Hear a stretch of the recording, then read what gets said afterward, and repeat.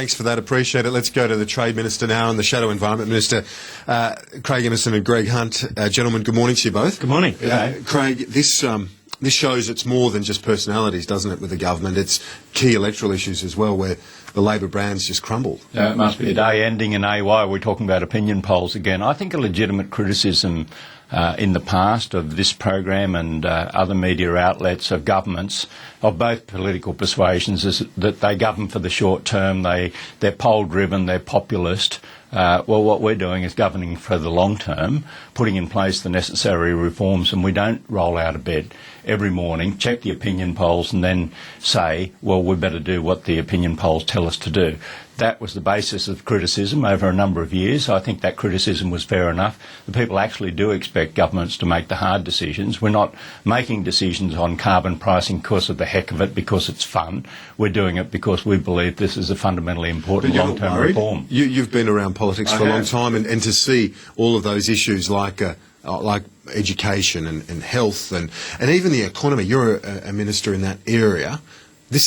And you travel a bit, you know the economy's doing well comparatively, but the electorate's giving you no credit for that. Well, I'm not concerned for these reasons, that there isn't going to be an election next weekend, which is what the question poses to interviewees, to respondents. We will implement the necessary reforms to secure this country's future, and that means taking hard decisions, and it means consciously being aware of the possibility, being realised, that can be unpopular. But the Australian people do expect governments to make decisions for the long term. And it's not only media outlets that criticise governments for being short term. If you talk to people in your own electorates, they will say, stop being obsessed about electoral cycles and opinion polls and get on and make the necessary decisions. Your leader, even though the government's so unpopular at the moment, he's still unpopular. What do you put that down to? Well, firstly, in terms of the overall position of the government, the people feel betrayed on the carbon tax, and they feel that there's no confidence in the government on any of the issues. Generally, we think that Tony is doing an extraordinary job. He has been the most successful person in Australian political history in turning around the fortunes of an opposition. And right now, we are moving into the next phase of presenting as an alternative government. But let's make this clear. We have said to the Australian people we will build a contract with Middle Australia, we will protect their standard of living, and we will provide a way forward. They feel they've been betrayed by the government on the carbon tax, and they have no confidence in what's clearly a government in deep disarray on everything else. The numbers have caused speculation and chatter.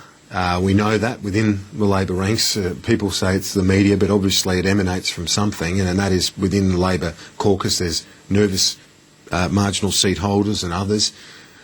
Graham Perrott today, the member for Moreton in Brisbane, says he's obviously sick of it. He's threatened to quit the government. What do you make of his comments today? If he's threatened to quit the government if there's a change of leadership. Well, this is what I make of it, that there won't be a change of leadership, so no one need to be concerned about that. Julia Gillard is doing a fine job as the Australian Prime Minister, doing exactly what I described to you a moment ago, and that is governing for the long term. She will be the leader at the next election, and Graham need not worry, nor need anyone else worry about a change of leadership, because there won't be one. Is he being unhelpful with that sort of comment? Anthony Albanese, the Leader of the House, took a bit of a whack at him this morning, says it's a funny way to try and quell speculation that you come out and threaten to quit. Well, look, I don't want to dwell on it. Graham said what he said, but I can be absolutely definitive about this, and that is Julia Gillard, because she's making the hard decisions, obviously that is reflecting in the opinion polls, but let's not obsess about the opinion polls. And in terms of contracts with the future for the coalition, let's just hope it includes explaining how they're going to fill a $70 billion black hole, and if this contract is a repeat of I will give you a rock-solid, ironclad promise not to change the Medicare safety net, which Mr Abbott immediately did after the election, then it's not worth the paper it's written on. Now, I just say something on Graham Perrott. Another day, another round of instability. I think the government of Australia, and that's the real point, the government of Australia is becoming a circus on a daily basis.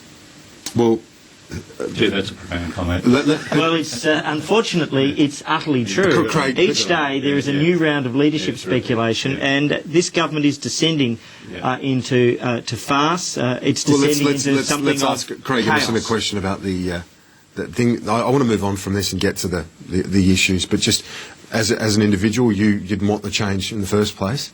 Are you fearing that we're seeing the same thing again, that people are destabilising and that you're going to end up where you were? Because I remember talking to you on the day when it all happened. You were sticking with the incumbent, history tells us that there were some mistakes made, obviously. I have a history of supporting the leader. In fact, I've supported the leader on every occasion. I support Julia Gillard as leader and as a person who's doing a fine job. Do you feel like telling your colleagues, I told you so, don't make the same mistake again? Well, I fundamentally believe that we shouldn't engage in, New South Wales style merry-go-round politics. I've always believed that. I think the proof of that pudding was in the eating at the last state election, when they thought, we'll fix all our problems by changing the leader, and they went through about 3 of them, and the people delivered their verdict on that very action.